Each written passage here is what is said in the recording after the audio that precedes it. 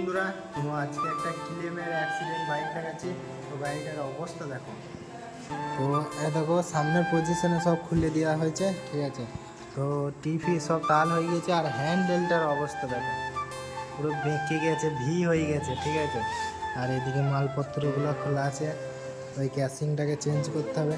ওইদিকে ভাইজার খুলে পড়ে আছে, মালটা একটু পাল্টাতে হবে, ফেটে গেছে। আর একটা জিনিস দেখাচ্ছি, সেটা হচ্ছে এই দেখো এই মালটা কীভাবে বেঁকেছে, পুরো একদম লেভেল হয়ে গেছে। মানে প্রচুর জোর অ্যাক্সিডেন্টটা হয়েছে, ঠিক আছে।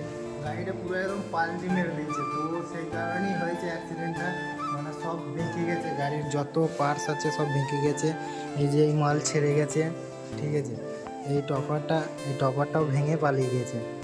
ট্যাঙ্কি উবে গেছে গাড়িটা মানে প্রচুর জোর অ্যাক্সিডেন্ট হয়েছে, তো সেই কারণেই হয়েছে গাড়িটা অ্যাক্সিডেন্ট। তো মালপত্র এখন খোলা আছে, তো কালকে এখন রিপেয়ারিং করা হবে, তো তারপরে গাড়িটা তোলা হবে।